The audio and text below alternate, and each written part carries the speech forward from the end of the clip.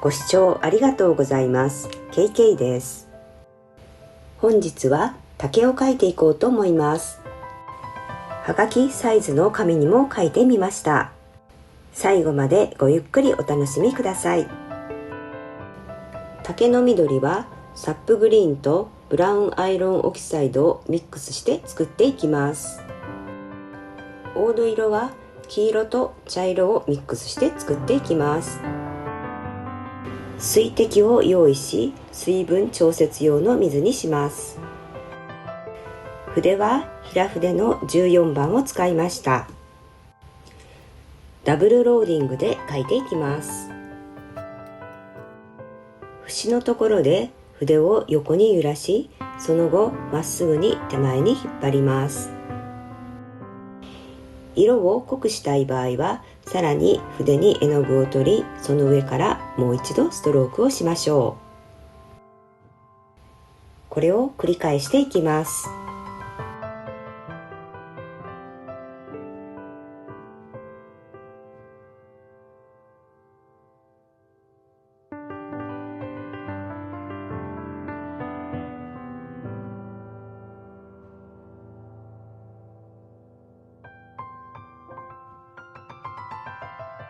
竹を上までまっすぐに伸ばしたいので、後から上の部分を描き足しました。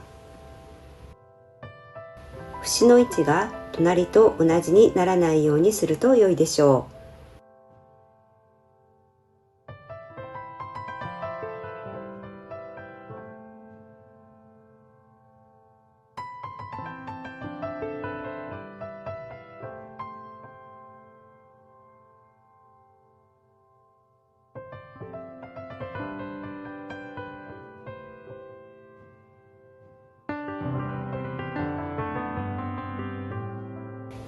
節から枝を伸ばしていきます。丸筆を使い葉を描いていきました。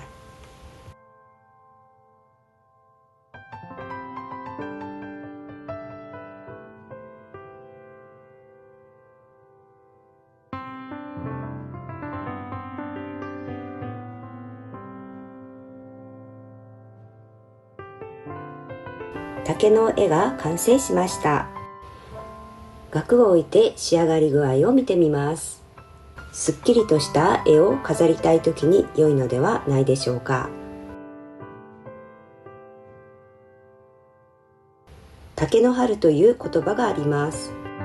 竹は秋に枝葉を伸ばし、青々とした葉を茂らせるそうです。そんな竹の春をこの秋に描いてみてはいかがでしょうか。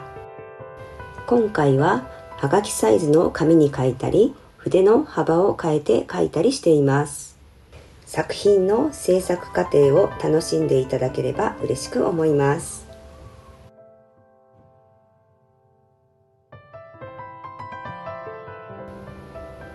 黒い下地に飾っても素敵だと思います。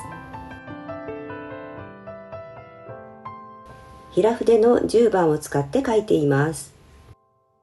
先ほどより細い竹になり、スッと伸びている感じを表現できることを期待しています。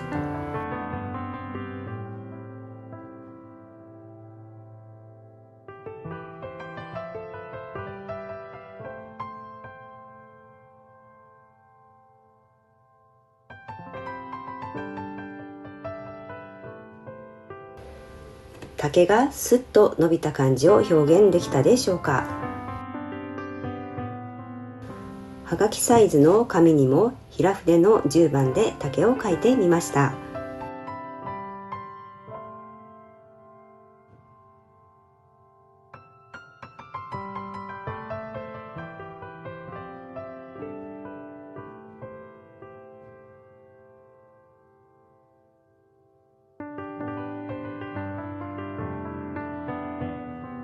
筆のサイズや竹の緑を工夫していろいろな竹を描いてみてください。最後までご視聴ありがとうございました。高評価ボタン、チャンネル登録とても励みになります。よろしくお願いします。また感想やリクエストなどございましたらコメント欄に書いていただけると嬉しく思います。最後までご視聴ありがとうございました。